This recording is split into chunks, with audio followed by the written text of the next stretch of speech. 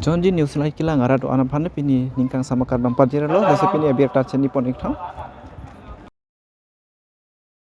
General for India Shri R Venkataramani ji, national green tribunal के अध्यक्ष न्यायमूर्ति श्री प्रकाश श्रीवास्तव जी, गणमान्य अतिथियों, देवियों और स्वजन, पर्यावरण के अत्यंत महत्वपूर्ण विषय पर इस सम्मेलन का जागरूकता पर आधारित निरंतर सक्रियता तथा सबकी भागीदारी से ही पर्यावरण संरक्षण और संवर्धन संभव हो सकेगा। न्यायाधीशगण एवं विधिवेत्ताओं के साथ साथ अन्य क्षेत्रों में सक्रिय लोगों की भागीदारी इस सम्मेलन को और अधिक उपयोगी बनाएगी। विद्यार्थियों को इस सम्मेलन में शामिल करने के लिए मैं आप सबकी विशेष सराहना करती हूँ। हमारे बच्चों और युवा पीढ़ी के एनवायरमेंटल ट्रांजिशन का और अधिक व्यापक स्तर पर मनाना, सम्मान करना तथा योगदान भी देना है। हर परिवार के बड़े लोग इस बात को लेकर चिंतित रहते हैं कि बच्चे किस स्कूल या कॉलेज में पढ़ेंगे, क्या करियर चुनेंगे।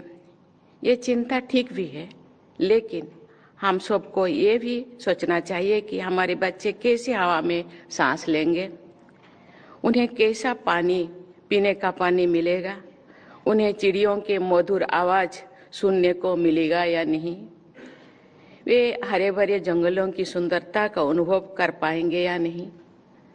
ऐसे सवालों से जुड़े विषयों पर इस सम्मेलन का ये गहन विचार करने का ये आयोजन है।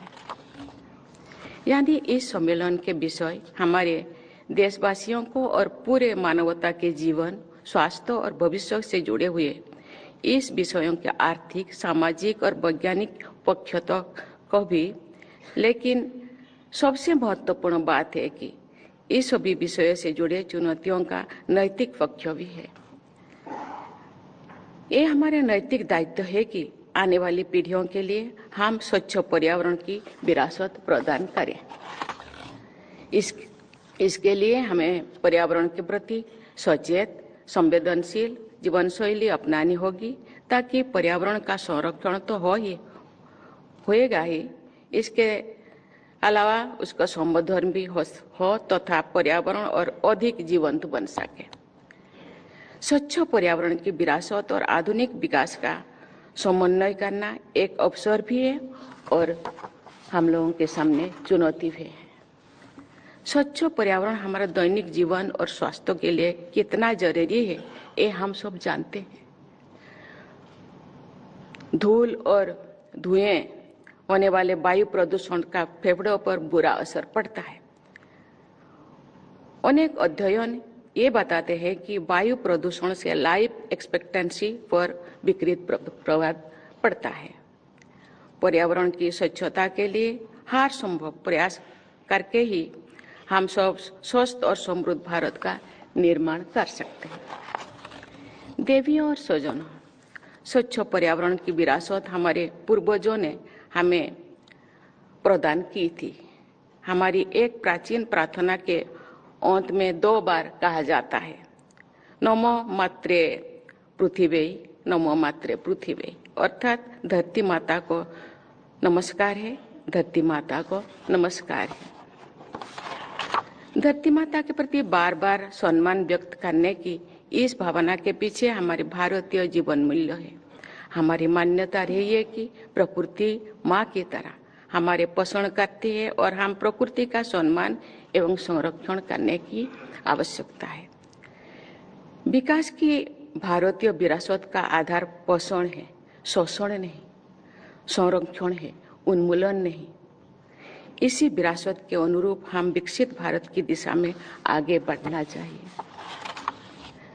पिछले दशक के दौरान भारत ने अंतर्राष्ट्रीय समझौतों के अनुसार तय किए गए नेशनलिटी डिटरमाइंड कंट्रीब्यूशंस को समय से पहले पूरा करने की अनेक उदाहरण प्रस्तुत किए हैं।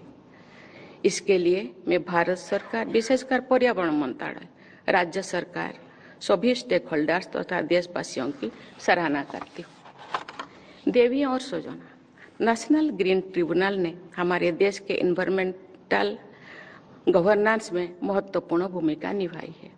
गवर्नमेंटल जस्टिस या क्लाइमेट जस्टिस के क्षेत्र में एनजीटी की निर्णायक भूमिका रही है। एनजीटी ने जो ऐतिहासिक निर्णय लिए हैं, उनका व्यापक प्रभाव हमारे जीवन,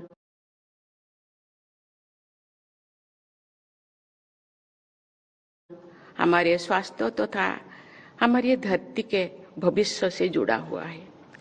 इस अमूल्य योगदान के लिए एनजीटी के पूर्व एवं वर्तमान अध्यक्ष तथा इस ट्रिब्यूनल के प्रिंसिपल बेंच तथा जोनल बेंचेस में कार्यरत सभी लोग प्रशंसा के पात्र हैं।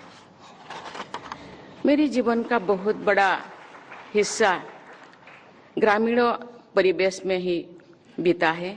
हरियाली, पेड़ पौधे, पशु पक्षियां और नदी नालियां के बीच जिस जिले से मैं आती हूँ, वहाँ सिमलीपाल बायोस्फीयर रिजर्व है।